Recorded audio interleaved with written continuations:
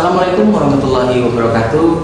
Tak kenal maka tak sayang. Perkenalkan, saya Dr. Ari Dwi Putra MPD. Saya S1 dari Universitas Negeri Padang. Saya S2 dari Universitas Pendidikan Bandung. Begitu juga dengan S3 saya di Universitas Pendidikan Indonesia Bandung. NIDN saya 04 06 04 85 05. Saya dosen pendidikan matematika ITIB Siliwangi, Cimahi, Jawa Barat sejak tahun 2012. Untuk komunikasi dengan saya silakan hubungi di nomor WhatsApp 0812 24 91 92 94. Riwayat penulisan publikasi artikel saya di Google Scholar, ya, alhamdulillah sudah banyak citasi, tapi terus tetap ditingkatkan.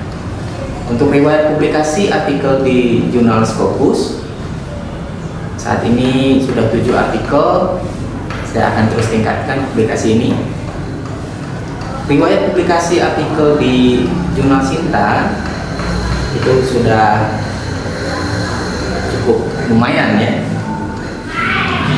Nah, pada pertemuan ini kita akan mengadakan diskusi webinar tentang publikasi artikel di Scopus. Kita susun, submit, dan terbit. Sebelum kita mulai, kita kenal dulu apa itu Scopus. Scopus merupakan layanan indeksasi dan penyedia database jurnal yang berada di bawah naungan Elsevier, yaitu organisasi perusahaan penerbitan publikasi ilmiah internasional yang berbasis di Amsterdam, Belanda. Scopus sudah berdiri sejak 1880.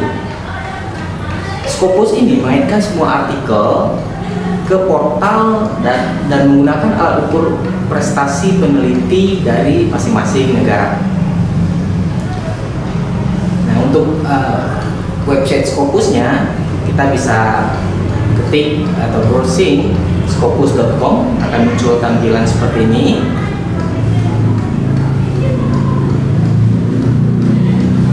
Selanjutnya tentang Skimago. Scopus mempunyai sistem penilaian yang dinamakan dengan Skimago Journal Rank (SJR). Untuk mengukur kualitas jurnal dari suatu negara, Scopus itu memberikan kuartil Q1 sampai Q4.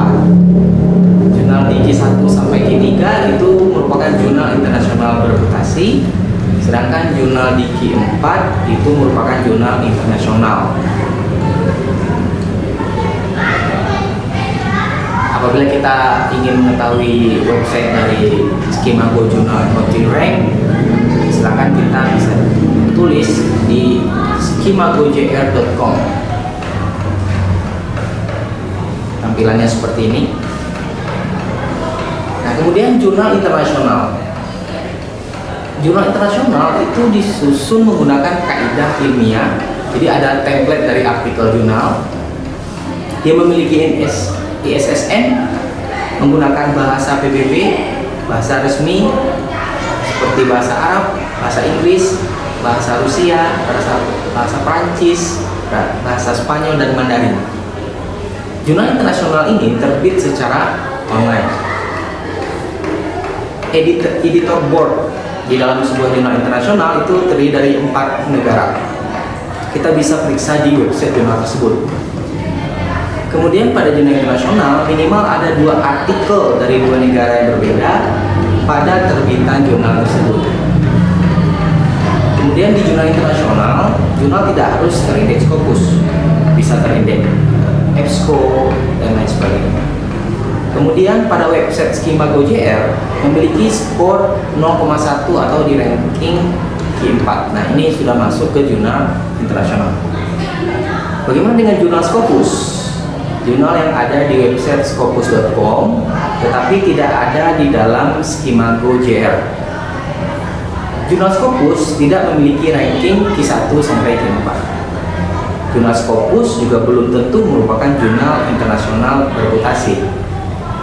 Jurnal internasional bereputasi itu sudah tentu jurnal Scopus.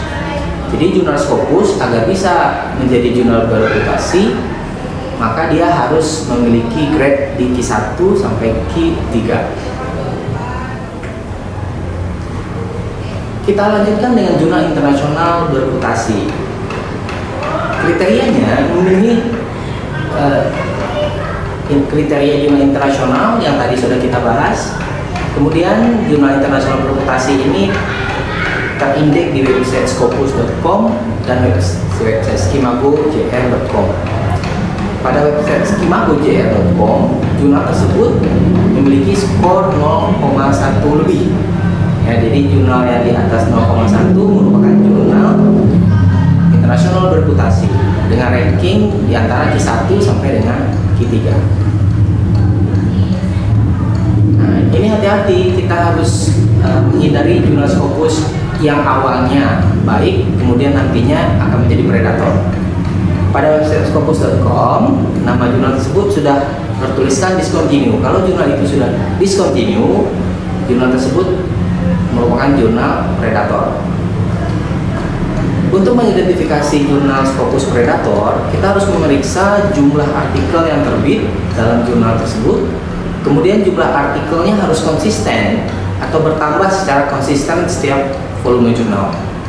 Apabila awalnya jurnal itu berjumlah satu terbitan, satu edisi 30, kemudian berikutnya 35, dan lanjut ke 40, itu konsisten peningkatan jumlah artikel. Yang diwaspadai dari 30, kemudian melonjak ke 80 dan ke 300. Nah, kalau seperti itu, maka jurnal tersebut tidak lagi memikirkan kualitas, tetapi lebih kepada biaya, ya, untuk memperoleh penghasilan. Jadi predatornya di sana, kualitas artikel tidak lagi diutamakan. Jadi hati-hati, kita bisa melakukan pengecekan dari scopus.com, dari jurnal tersebut, bagaimana riwayat jumlah artikel setiap terbit, setiap edisinya, apakah meningkat secara drastis atau konsisten. Kemudian jurnal Scopus yang predator itu, dia tidak mengutamakan review. Terkadang artikelnya langsung siap diterbitkan dan langsung kita membayar sejumlah uang agar artikel tersebut segera diterbitkan. Nah, jurnal yang baik itu adalah jurnal yang memiliki proses review. Mengapa kita perlu publikasi di jurnal Scopus? Indikator pengakuan dunia akademik terhadap eksistensi dan kualitas suatu artikel itu berada di indeksasi, salah satunya Scopus atau Web of Science. Dengan publikasi di jurnal Scopus akan meningkatkan reputasi akademik penulis artikel itu sendiri. Dan penilaian kinerja institusi itu juga berdampak dengan adanya tulisan dosen di jurnal Scopus ini.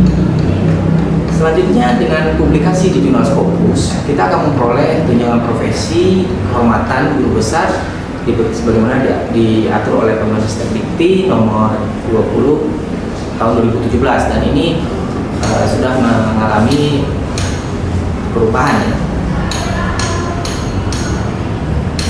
Kemudian, bagaimana tips memilih jurnal Scopus? Ini kita semua harus memilih jurnal itu yang relevan dengan bidang penelitian.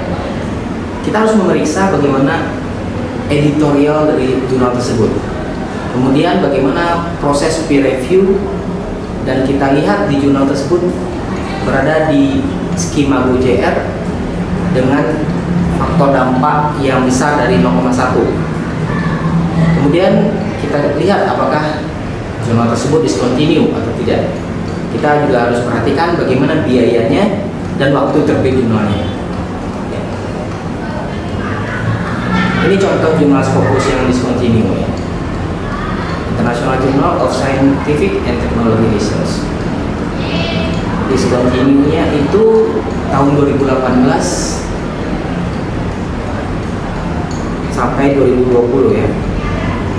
Jadi setelah tahun itu, di 2021 jurnal itu sudah tidak lagi terindeks oleh Scopus.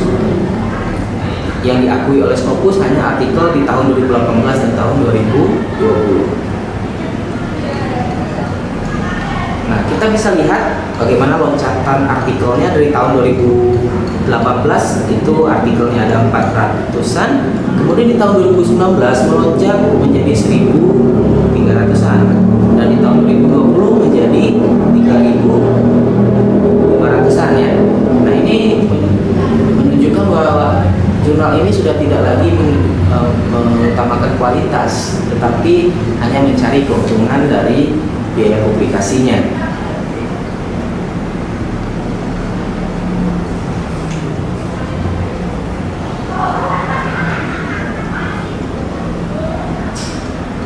Selanjutnya kita ke publikasi artikel di jurnal Scopus. Nah, ini saya contohkan pengalaman saya publikasi di Eurasia Journal of Mathematics, Science and Technology Education.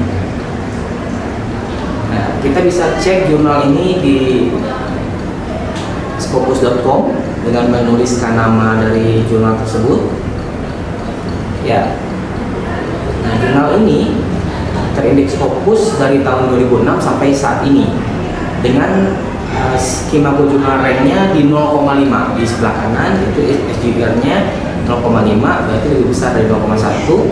Nah, ini jurnal internasional bereputasi.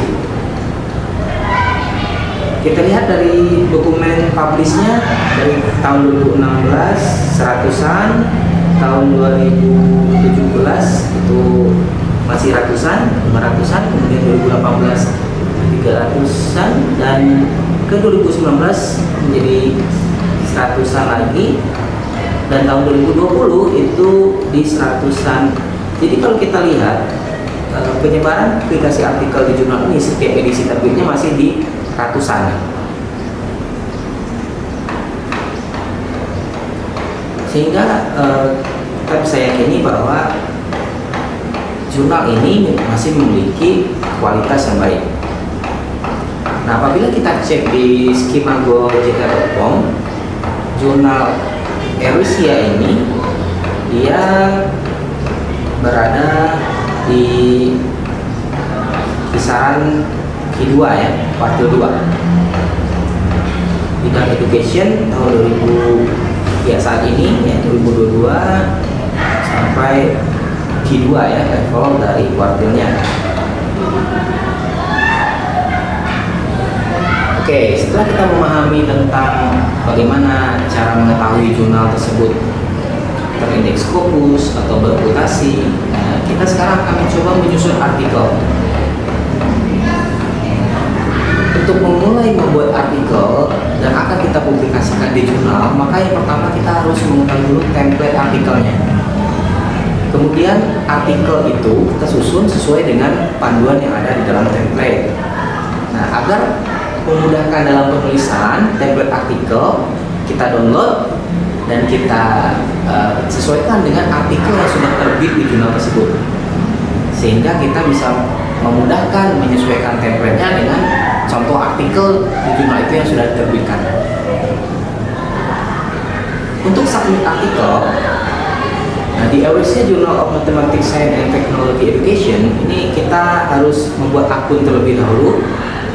Ya, kita masuk ke websitenya editorialsystem.com, kemudian kita pilih create account, selanjutnya kita isi email, kemudian degree ya, gelar, nama, kemudian middle name, surname, dan pilih kota di mana kita berada dan negara juga ya, kemudian beserta password.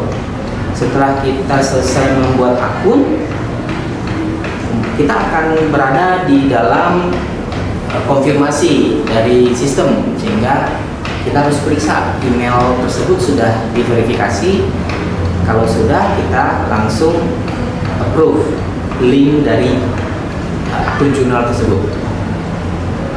Nah, setelah kita selesai membuat akun, kita bisa mulai menulis manuskripnya ya, dengan kita login terlebih dahulu.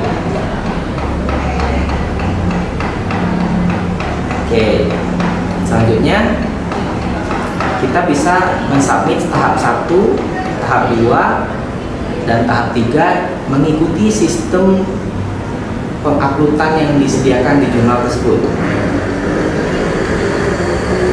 Oke. kita sampai ke mengisi dulu, kita isi, kemudian keywordnya kita tulis, abstraknya, kemudian kita upload filenya, dan kita pilih kita berada di topik apa yang disediakan jurnal itu. Ya, kalau saya contohkan matematik education sesuai dengan bidang studi. Kemudian kita submit manuskrip, begitu kita sudah selesai mengupload artikelnya. Nah, setelah kita selesai mensubmit artikel, maka ada di bagian akhir keterangan submitted. Nah, selanjutnya apabila kita sudah submit, maka akan ada pemberitahuan di email bahwa artikel itu sudah diterima oleh pengelola jurnal. Selanjutnya, apabila artikel kita diterima, maka kita akan langsung masuk ke proses review artikel.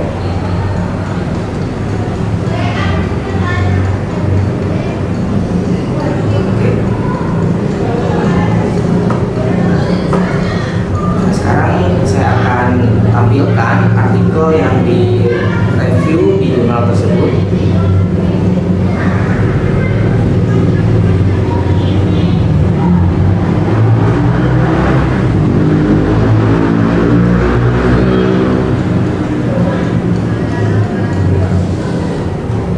Ini adalah artikel yang saya sudah submit. How to design teaching material to improve the ability of mathematical reflective thinking of senior high school student in Indonesia. Nah, ini autor satunya dosen dari STK IP Siliwangi dan saya juga. Ya. Di sini saya menuliskan abstrak tentang apa tujuannya melakukan penelitian ini.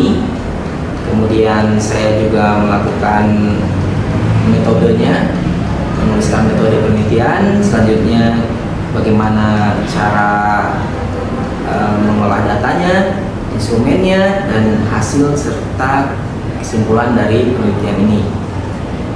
Untuk keyword itu yang saya tulis 1, 2, 3, 4 ya, karena keyword itu idealnya 3 sampai 5 frase. Nah, di bagian introduction di sini kita mengikuti template-nya, dan jangan lupa kita tunjukkan kebaruan dari artikel ini dari artikel lainnya. Nah, di sini reviewnya dari pengelola jurnal ya, bahwa harus jelas ditampilkan bagaimana gambar dari teaching material atau bahan ajar yang dibuat itu. Yang tanda merah ini merupakan proses review. Kemudian kita harus menuliskan secara detail setiap bagian dari bahan ajar yang dibuat. Ini saya waktu itu membuat bahan ajarnya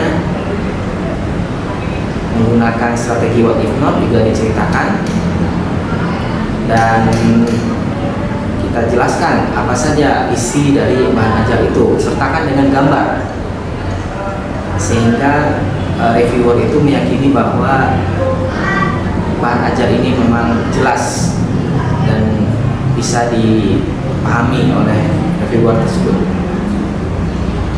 Selanjutnya kita tuliskan bagaimana proses pengerjaan KKPD-nya dari siswa. Jadi step by stepnya instrumen itu kita cantumkan. Nah, begitu juga dengan kemampuan matematis, yaitu tentang reflective thinking, ya, risetnya, gimana cara kita membuat metode penelitiannya, kita tuliskan secara lengkap. Nah, di sini juga kita harus tuliskan bagaimana kriteria persentase dari proses validasi yang kita lakukan, dan hasilnya juga kita tampilkan bagaimana setiap ahli itu memberikan skor dari setiap aspek bahan ajar yang kita buat. Dan selanjutnya kita intinya harus menjelaskan secara rinci bagaimana proses metode penelitian itu sampai reviewer itu tidak kekurangan lagi, sehingga yang kita tampilkan itu sudah membuat mereka jelas. Nah, kemudian untuk bagian hasil, kita juga harus sampaikan bagaimana proses dari data-data yang kita peroleh. Kita harus jelaskan di sana dan kita lakukan pembahasan. Dan kemudian di bagian akhir kesimpulan harus sesuai dengan tujuan penelitian kita tadi, bagaimana bahan ajar itu divalidasinya, kemudian hasilnya bagaimana. Dan begitu juga dengan referensi baiknya semua dari jurnal, kalaupun tidak ada dari jurnal ya sekitar 10% dari jumlah referensinya harus kita maksimalkan di selain jurnal. Nah, ini awal ketika saya submit artikelnya. Nah, setelah itu masih ada review dari artikel yang pertama yang saya submit.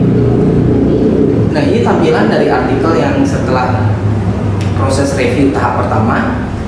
Nah, sudah berkurang warna merahnya, yaitu saya sudah tampilkan bagaimana penjelasan dari setiap unsur bahan ajar yang dibuat, sehingga sudah tidak ada masalah lagi di bagian itu. Selanjutnya kita jelaskan secara rinci tentang isi bahan ajar itu. Apabila dalam bahasa Indonesia, maka kita translatekan ke bahasa Inggris. Selanjutnya, nah di sini pada saat itu ada review kedua tentang bagaimana prosedur mendesain bahan ajar. Nah, tentu ini harus ditambahkan ya, agar metodenya semakin jelas. Nah, selanjutnya ada penjelasan lagi tentang integration ya, bagaimana cara menilai dari indikator integration ini. Selanjutnya, nah, student work in teaching material is shown in the figure. Nah, ini kenapa di warna merah? Ya karena pada saat itu reviewer ingin tahu bagaimana jawaban siswa terhadap bahan ajar itu, sehingga harus ditampilkan secara rinci, secara jelas. Jadi memang bahan ajar itu bisa dikerjakan oleh siswa. Nah, kita gunakan translate ke bahasa Inggris apabila jawaban siswa itu dalam bahasa Indonesia. Jadi setiap bagian dari jawaban itu sebagai sampel kita tampilkan di artikel agar isi artikelnya semakin lengkap dan jelas. Nah, jadi terlihat pada review yang kedua ini hanya sedikit perombakan, sehingga ketika proses review artikel yang ketiga, ini review artikel yang ketiganya masih ada juga yang perlu ditambahkan dari reviewer. Ya, di sini tidak terlalu banyak lagi revisinya, tetapi ada yang belum lengkap sehingga kita harus lengkapi dari arahan reviewer. Pada saat itu reviewernya ada 2, sehingga kedua dari saran reviewer harus diikuti ya. Di sini revisi yang ketiga ini, the procedure of design teaching material ditampilkan di gambar ke-12. Nah, di sini juga kita jelaskan bagaimana literatur review itu bisa berperan terhadap mathematical learning siswa ya. Kemudian apa usaha yang dilakukan untuk mendesain bahan ajar menggunakan pendekatan ini saintifik dengan strategi one. Nah, jadi setiap bagian itu harus dijelaskan sehingga nantinya artikel ini semakin lengkap. Ini kalau kita lihat lagi bagian reviewnya, nah ini juga menurut sumber penelitian lainnya, bagaimana hasil validasinya gitu. Jadi kita harus tuliskan bahwa student worksheet validated by expert team eligible ya. Jadi kita harus cari sumber lain yang mendukung bahan ajar itu bisa layak digunakan. Selanjutnya kita lihat lagi review dari artikel ini. Nah, kita diminta untuk menambahkan sumber rujukan. Kemudian kita juga diminta menjelaskan sumber rujukan yang mendukung dari pernyataan ini. Begitu juga dengan gambar lainnya. Jadi setiap gambar penjelasan itu harus disertakan dengan sumber rujukan. Nah, ini reviewer ingin bagaimana pendapat ahli yang mendukung dari artikel itu, yang mendukung temuan itu ya, sehingga kita tidak sendirian menyatakan bahwa hasilnya itu berada dalam kriteria baik, karena penelitian lain juga mendukung temuan kita. Nah, kemudian jangan lupa ada acknowledgement kepada pihak yang telah membantu. Nah, di sini bagian review ketiga ini lebih kepada sumber rujukan, harus diperbanyak dari artikel jurnal. Nah, setelah proses review yang ketiga, maka masih ada lagi review yang keempat. Nah, kalau kita lihat review yang keempat, itu nanti akan muncul tulisan yang diwarnai merah. Apa saja yang akan ditambahkan dalam artikel ini. Nah, ini sudah mulai berkurang. Indikasi tulisan merah yang menunjukkan itu adalah perbaikan atau review dari jurnal ini ya. Oke. Nah, kita bisa melihat bagaimana perubahan artikel dari sebelum direview dengan setelah direview. Ya, sudah tidak begitu ada revisi yang signifikan, sehingga artikel ini sudah selesai proses review. Nah, ini artikel finalnya. Nah, akhirnya setelah proses review dari 4 tahap tadi, artikel ini dinyatakan layak untuk diterbitkan. Nah, di sini kita bisa lihat artikel ini diterima ya, diterima itu dalam artian proses review, di receive ya, diterima tanggal 21 April 2017. Kemudian revisinya itu di Agustus 2018, sudah ya sekitaran kurang dari setahun. Nah, diterimanya itu tanggal 6 Agustus 2018. Jadi proses publikasinya itu sekitaran 1 tahun untuk jurnal reputasi. Ini yang paling lama, yang paling cepatnya itu bisa 6 bulan. Nah, jadi tergantung ya bagaimana artikel kita ketika disubmit, apakah sudah lengkap atau masih perlu tambahan-tambahan penjelasan, sehingga itu yang membuat proses reviewnya menjadi lebih detail. Nah, seperti ini yang sudah terbitnya di jurnal Eurasia Q2 tersebut. Jadi yang sebelumnya artikelnya itu hanya 10 halaman sudah menjadi 20 halaman karena ditambahkan dengan diagram bagian desain penelitian dan juga bagian hasil jawaban siswanya, sehingga ini membuat halamannya menjadi lebih banyak.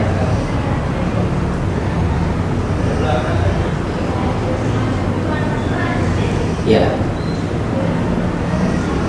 Nah, demikian bagaimana proses publikasi artikel di jurnal Q2. Nah, selanjutnya bagaimana dengan biaya publikasinya? Nah, tentu semakin bereputasi jurnal itu semakin cenderung ya biaya lebih mahal. Nah, untuk artikel processing fee itu di jurnal Eurasia ini bisa kita lihat ya, 975 euro, yaitu sekitar 16 juta publikasi jurnal itu.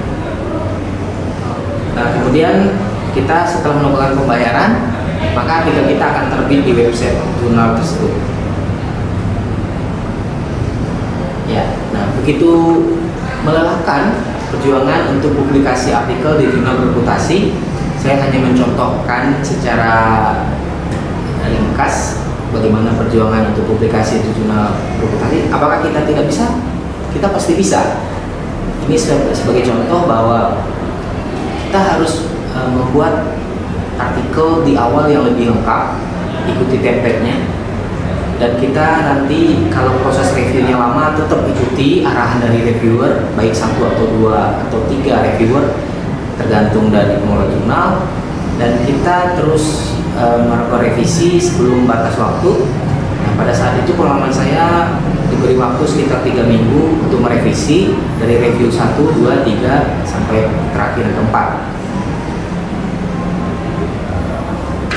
Kemudian setelah artikel ini terbit, maka kepuasan kita akan bangga ya, karena kita bisa mempublikasikan artikel di jurnal reputasi kuartil 2, Q2. Nah, inilah tampilan artikel yang ada di jurnal. Nah, tetap semangat, kita harus bisa menunjukkan bahwa publikasi artikel di jurnal reputasi itu bukan hal yang mustahil. Yang penting kita siap dengan artikelnya, dengan penelitian terbarunya, dan tentunya dengan biaya publikasinya juga. Terima kasih, semoga kita sukses dalam publikasi artikel di jurnal reputasi. Saya akhiri, wabillahi taufiq wal hidayah. Wassalamualaikum warahmatullahi wabarakatuh.